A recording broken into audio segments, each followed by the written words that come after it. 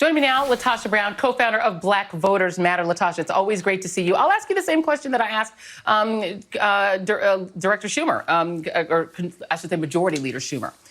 Do you see any evidence that Joe Manchin and Kyrsten Sinema care more about voting rights than they do about the filibuster? I see absolute evidence of the opposite, the absolute opposite. He has not shown, even today, this interview, it was so disingenuous, and I think it was dishonest at most. You know, to say that you're concerned about the nuclear option of passing this without Republican support, what about the nuclear option in which we've seen voter suppression laws all across this country to actually marginalize Black voters? What about that nuclear option? What about the fact that Republicans are literally leading the effort in the charge of voting suppression? So now you're going to go to the wolf in the hen house and say, listen, let's talk about how we're going to protect voting rights. And so I think he's being very disingenuous. He's shown a preponderance of evidence that he is not supportive of voting rights. He says one thing, but his actions have not shown anything. So for all of these goodwill Republicans that he speaks of, where are they? He hasn't had a press conference with him. He hasn't shown a list. He's shown no evidence that he's able to deliver what he says that exists or what he wants to see. I think it's a stalling tactic. I think it's being disingenuous, and I'm actually being very nice at using that term. You know, and one of the Republicans out there, that one of his friends, is literally Mitch McConnell, who is the head of the Republicans in the United States Senate, has basically said that everything that you're out there fighting against is just not true. That why would any state want to overturn an election? That's not going to happen. What do you say to Mitch McConnell, who's saying that all the alarms that are being raised by voting rights activists like yourself are just not real? No, he knows it's a lie. You know, they have become the party of liars. And so they know that what is happening right now, the voter suppression laws is out there. The evidence is out there. When we're looking at SB 202 in the state of Georgia, right now it is actually harder for me as a voter in the state of Georgia. I have less voting rights protection and less access to voting in the state of Georgia now than I did last year this time.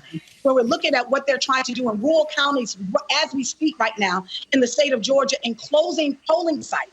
And one of the rural counties to close all of the polling sites and only one, the restriction of really being able to try to get rid of boxes, to be able to vote in absentee boxes. He knows this. This is a strategy that the Republicans have used, and they use lie to cover what their efforts to actually put it out front like there's some integrity around. Yeah, I mean, and by the way, if Georgia's not doing anything, because your state, they're being sued over the gerrymandered districts and over this law. So obviously there are lawsuits happening for something. Raphael Warnock said something I think is interesting, that he said a lot of these same people that are out there saying, oh, I love John Lewis. He was a great person, a great friend of mine. I love voting rights, support voting rights. They're going to be right up there trying to get on the pulpit on King Day, saying how much they love voting rights and love John Lewis, and literally spit in the face of John Lewis's memory by standing against voting rights. It feels like that's where Manchin and Sinema are going.